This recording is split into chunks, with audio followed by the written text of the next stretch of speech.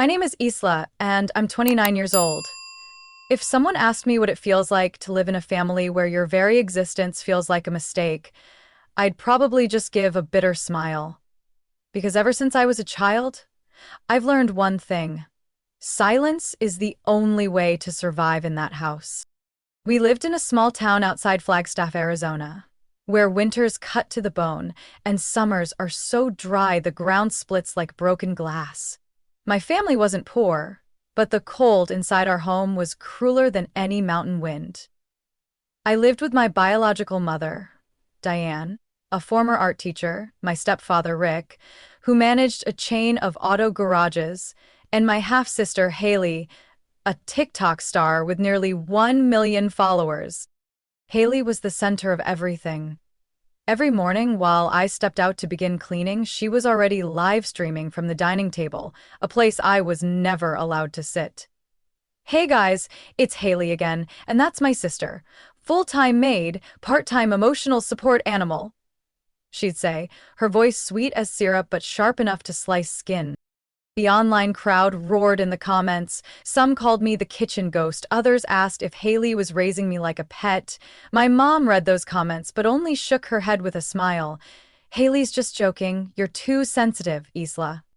I got used to being ordered around. Dinner? I cooked. Laundry? I did it. Shopping? Always me. But the worst part wasn't the chores. It was the feeling that I was just a blurry background to someone else's life. Rick, my stepfather, never once called me by my name. "Hey, girl," he'd say with a half-sarcastic tone. "Don't mess with the energy in the house. We need quiet." And by quiet, he didn't mean peace. He meant silence in the face of every injustice. I tried to fight back once. At 22, I wanted to study graphic design at Flagstaff College. I worked part-time, saved every penny, but when I asked my mom to sign the tuition loan forms, she crushed me with a single sentence. "Who do you think you are to dream like that?" After that, I stopped dreaming. Until one night not long ago, while I was dusting the bookshelf, something slipped from between two photo albums. It was an old, faded photograph. A young man with tired but warm eyes, kneeling next to a curly-haired little girl. Me. His arm wrapped around my shoulder, like shielding me from the world. I trembled. It was my birth father. I had never seen that photo before. But what hurt most was what was written on the back, in my mother's bold, slanted handwriting. "Don't let her turn out like him." I froze. My heart dropped to my feet. The air thickened like syrup. I stared at those words, unsure if what I felt was pain, shock, or rage. He had once been everything to me, the one who taught me to draw, the first person who ever gave me a watercolor set. And now my mother had labeled him a failure? I slid the photo into my old notebook and hid it in my nightstand drawer. I told no one. But something shifted inside me that night, like a tiny crack forming in a cliff face, silent, but relentless. I wasn't sure how many more years I could live like a shadow. A week after I discovered the photo, my mother, Diane, announced a family camping trip to realign our energy. She said it while pouring organic coffee, without even glancing at me. Rick, my stepfather, nodded approvingly. 3 days in Zion National Park. No phones, no social media. We need to refresh this family. As if this family was ever healthy to begin with. I wanted to say no. Every instinct screamed, "Don't go. This isn't about bonding. It's a performance." But before I could speak, Haley squealed with excitement. "Oh my God, the content will be insane. Vintage-style camping, detox from the internet, my sister living her truth for 3 days. My fans will eat it up." I felt sick. Diane glanced at me, not really looking, more like staring through me. "You're going, Isla. Don't be selfish." So I nodded, like I always did, as if 3 more days wouldn't be any different from the 29 years before them.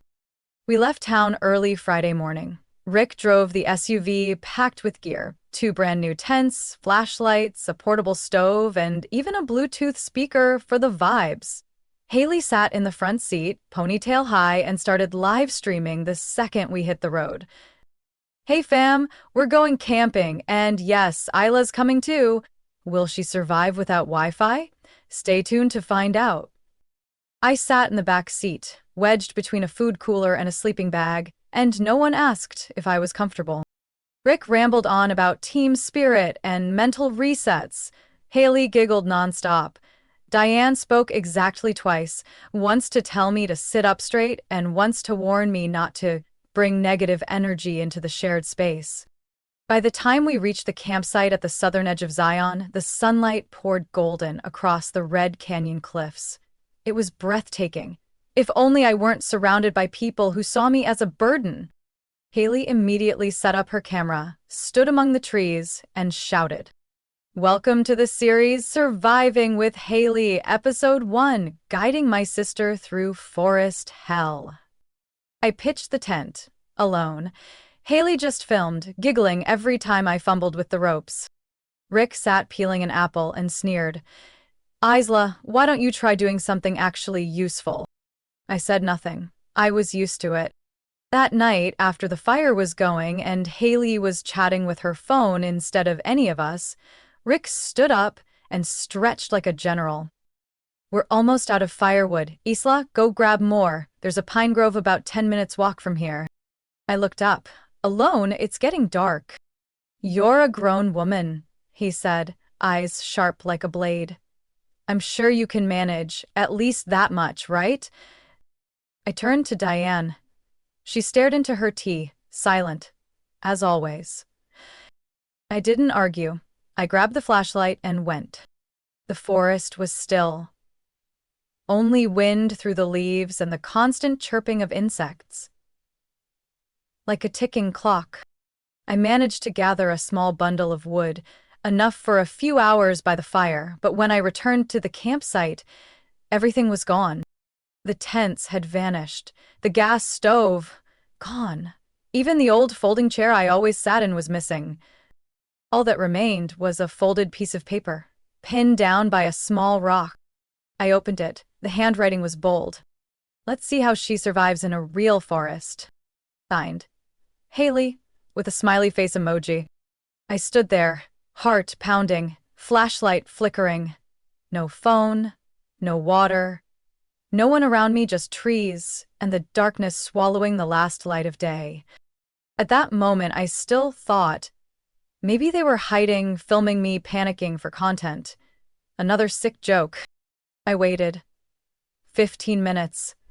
Then 30. Then an hour. No one came back. I sat on the cold dirt, still clutching the bundle of wood like someone lost between worlds. Part of me still waited for someone to say, "Okay, joke's over." But only the wind answered, whispering through the trees like a cold warning. That night, I slept in the woods. No tent, no blanket, no one beside me. And for the first time in years, I didn't feel afraid. I felt free. Because in that darkness, surrounded by forest and betrayal, I realized, if I make it through tonight, I'll never let them do this to me again. I woke the next morning with a stiff neck and my back aching from the cold. Last night, the temperature had dropped to around 45 degrees, but in the woods, it felt like the cold seeped straight into my bones. No one showed up, no apology, no car returned. Just me, and the sound of birds overhead, as if even they were witnessing something unjust. I stood up, legs numb from sleeping on the ground. No water, no food. I checked my jacket pocket. There was still a granola bar I'd secretly brought with me the night before. I broke it in half and chewed slowly, like it was the last breakfast I'd ever have. The other half, I tucked back into my pocket, just in case. No map, no signal. I started walking. From memory, the main road lay west, where the sun was just rising. I followed the light, pushing past rocky hills, old tree trunks, and roots clawing out of the ground like they wanted to drag me back. But I didn't stop, I couldn't. 3 hours later, With blisters forming on my feet from walking over sand and jagged rock, I saw something miraculous. Pavement. Narrow stretch of highway winding along the mountain's edge. I stood at the roadside and raised my hand. The first car passed without slowing. The second, same. But the third, a dusty silver pickup, eased to a stop. The window rolled down. A dark-skinned man in his 60s, gray stubble along his jaw, looked at me warily. "You okay?" he asked, his voice low, gentle, cautious. I shook my head. I was left behind.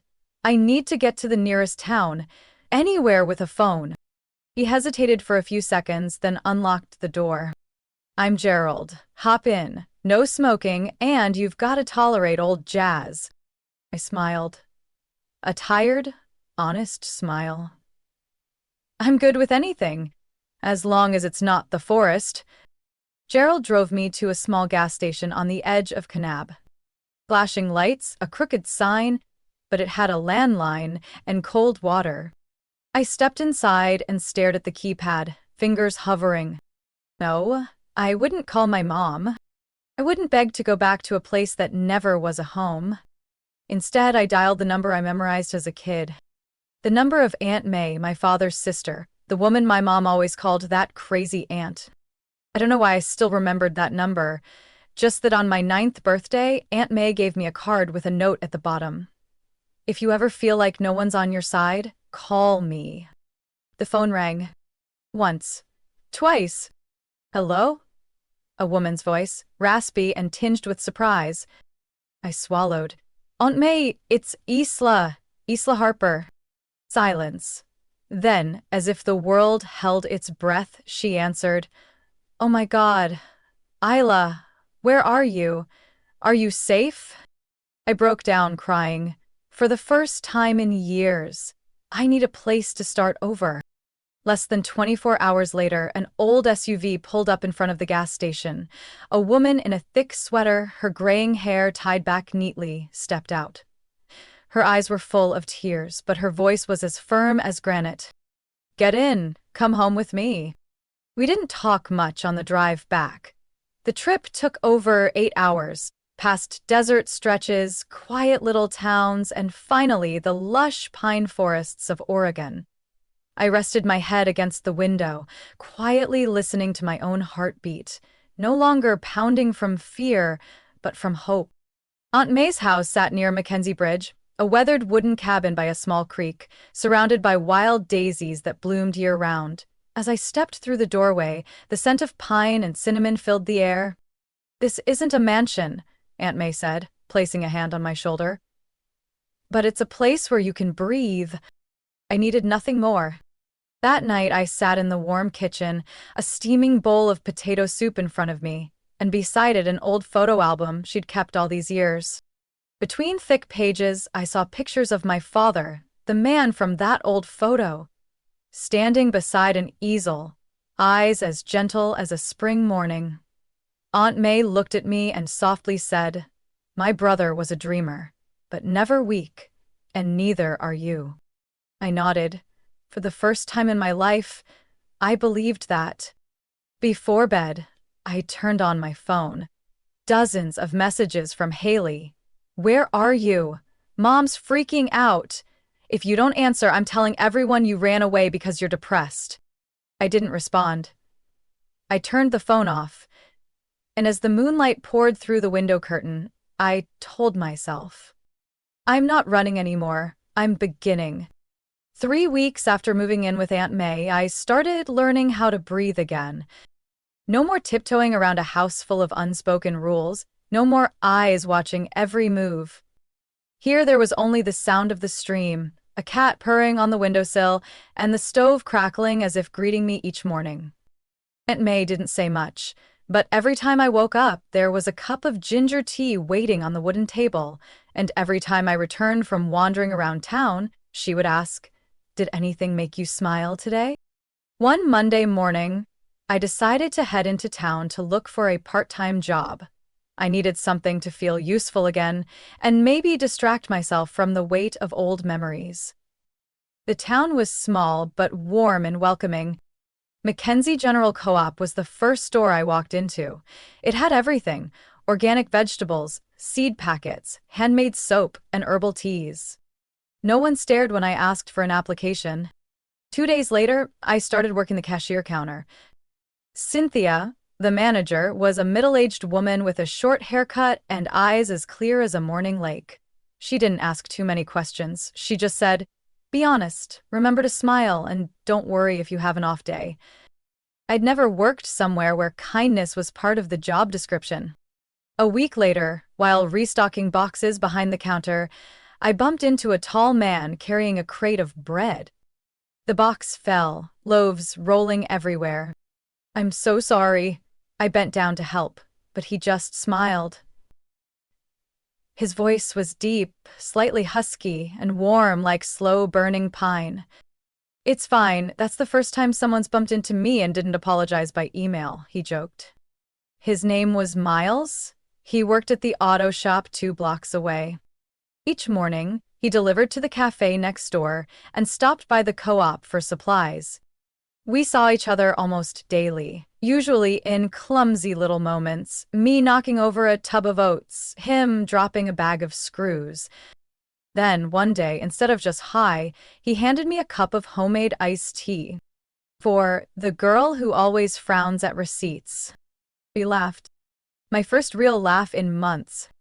We started talking more about everything except the past.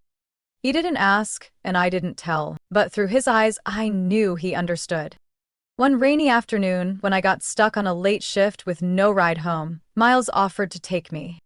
His old pickup truck smelled like worn leather and played vintage country music, but I felt safer than I had in years. "You know how to fix cars?" he asked, watching me fumble with the seatbelt.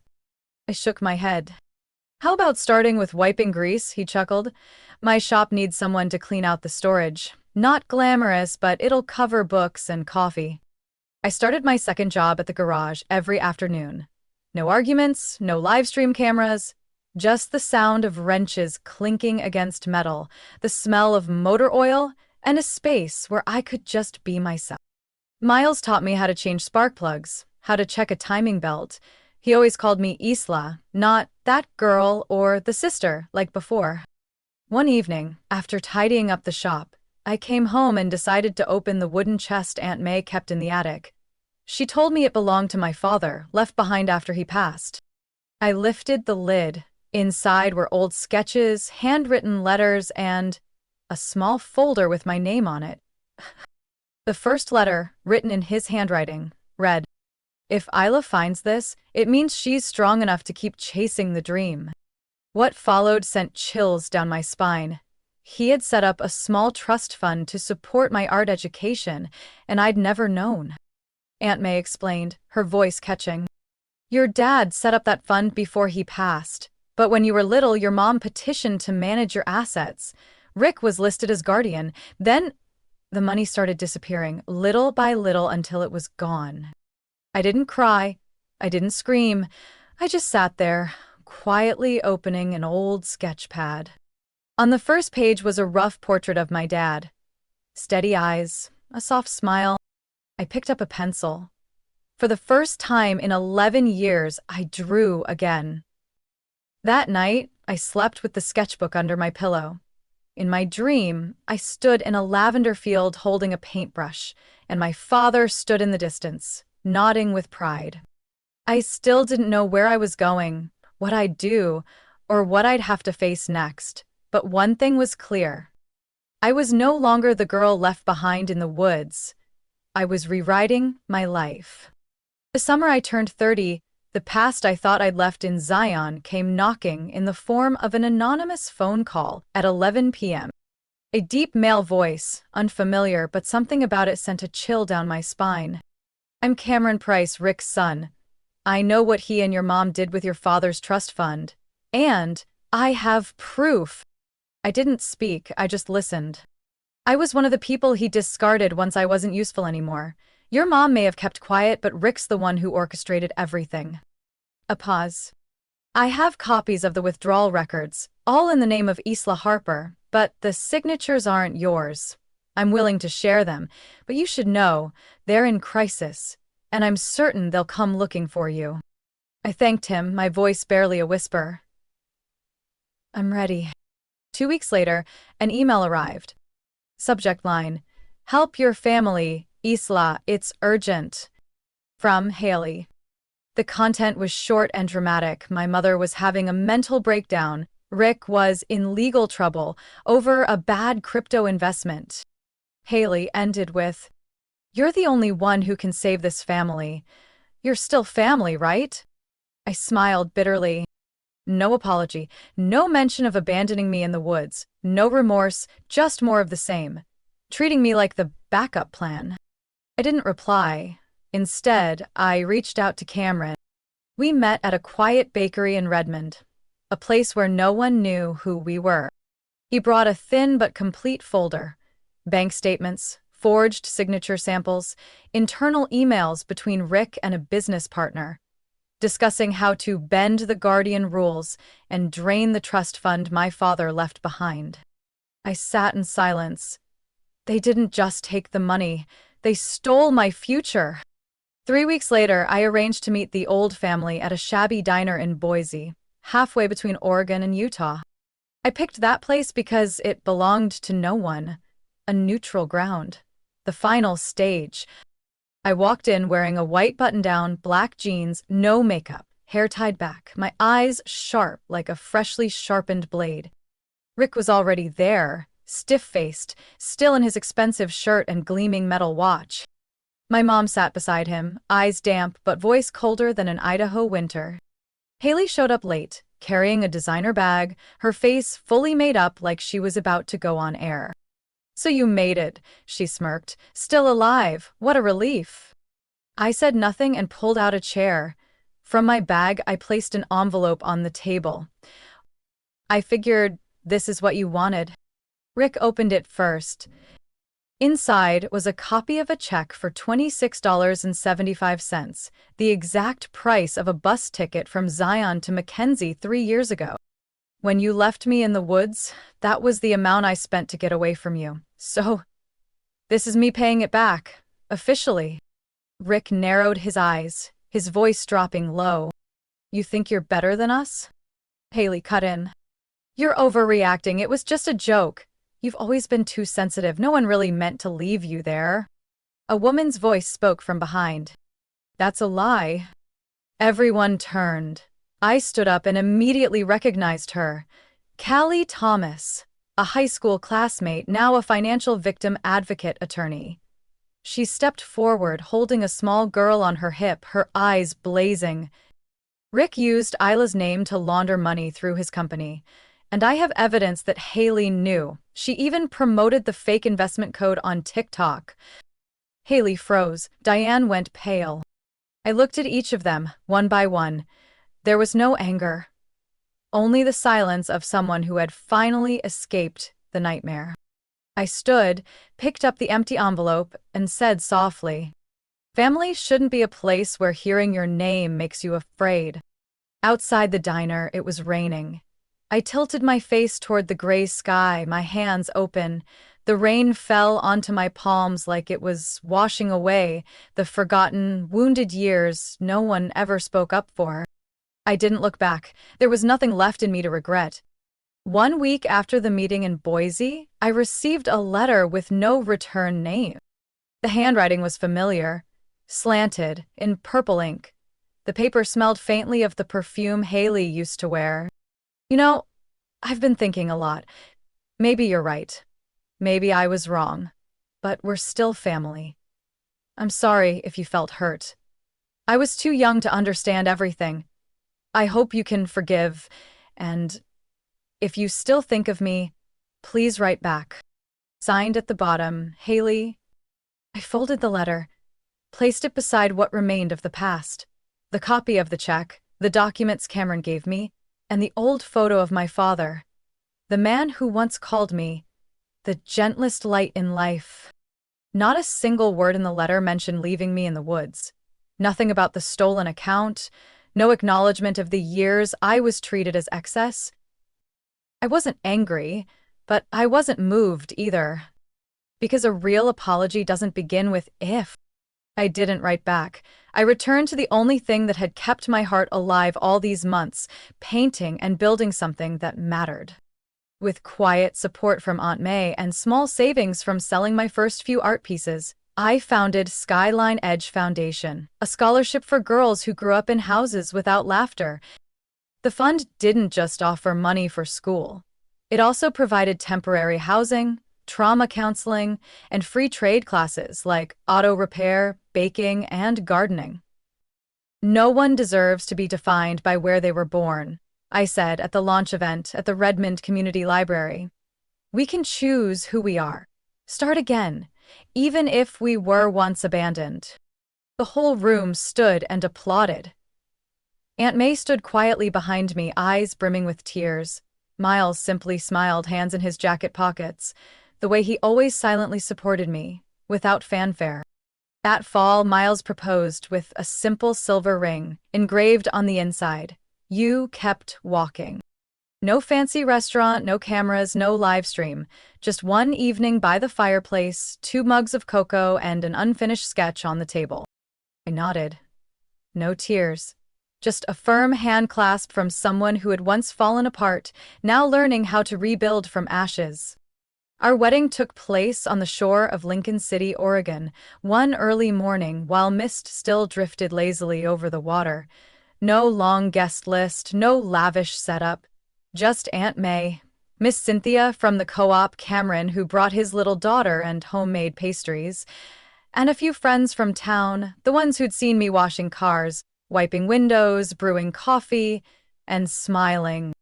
They weren't blood, but they had chosen to stay when I had nothing to give except resilience. Miles wore a soft gray button-up, his hand wrapped firmly around mine, eyes as gentle as sunrise. Our officiant was Aunt May, her voice gravelly but steady, like she was witnessing the rightful ending to a story that had tried for too long to be rewritten. Today, I said in my vows, I'm not just marrying a person, I'm marrying a new life. And I stand here not because I've been accepted, but because I've chosen to be loved the right way. The wind moved through the coastal grass, carrying the soft sound of waves, as if nature itself nodded in agreement. After the ceremony, when everyone had left the beach, I stayed behind, opened my backpack and took out an old piece of paper, the first handwritten letter from my father, the writing tilted and slanted. Tesla, you were born to be strong, not to endure. I folded the letter and placed it beneath a stone near the water's edge, then released my bouquet into the sea. Not to say goodbye, but to let go of what no longer belonged to me. That night, in the small cabin nestled in the pine forest, the home Miles and I moved into after the wedding, I hung a new frame on the wall.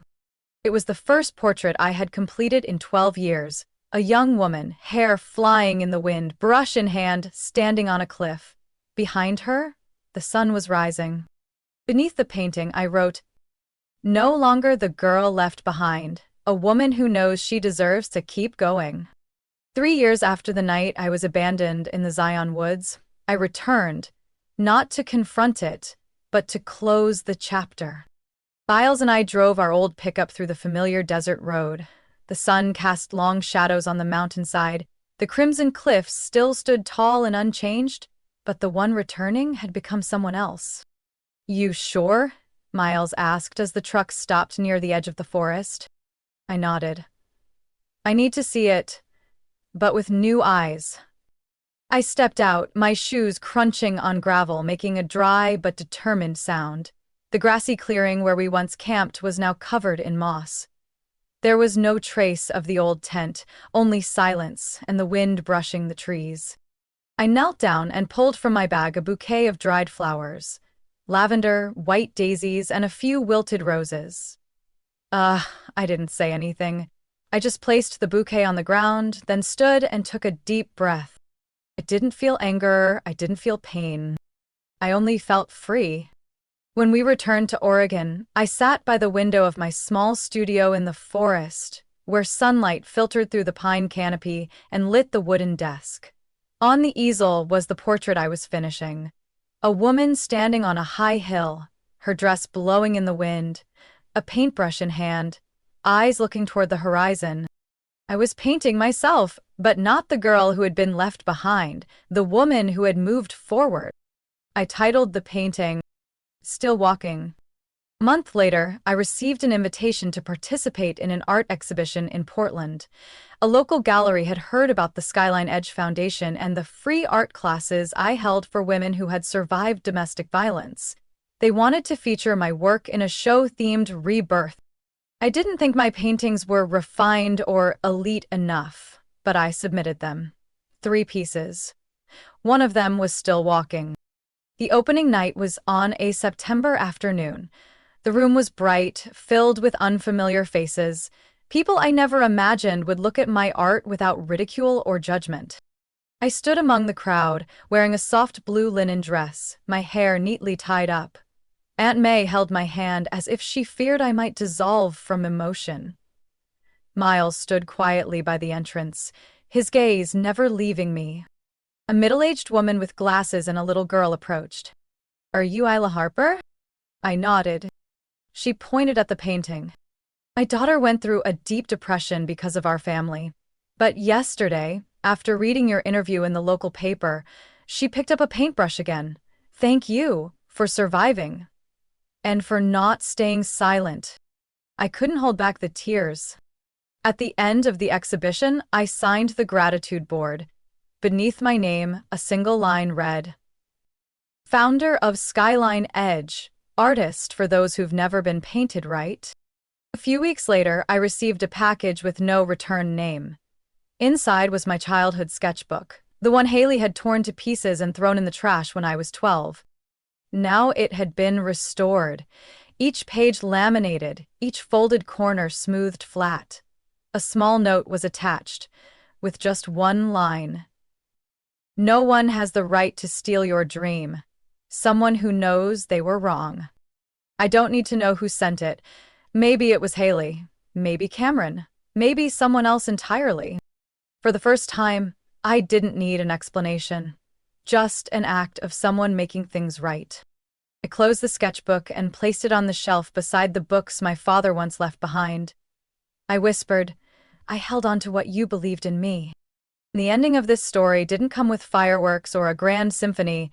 It arrived on a quiet afternoon as I sat sketching beside an open window, pine trees whispering behind me, and Miles making coffee in the kitchen.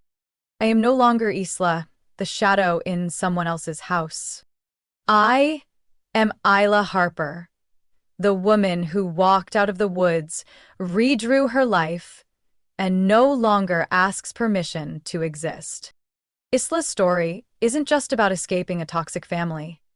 It's proof of the inner strength of a woman who rose after being broken. In real life, there are many people like Isla, underestimated, abandoned, but capable of rising stronger once they recognize their own worth. Isla reminds us, no one has the right to define you but yourself. And sometimes family isn't where you were born, it's where you're chosen to belong.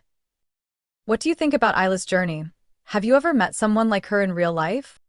Share your thoughts in the comments below, and don't forget to follow the channel for more heartfelt family stories.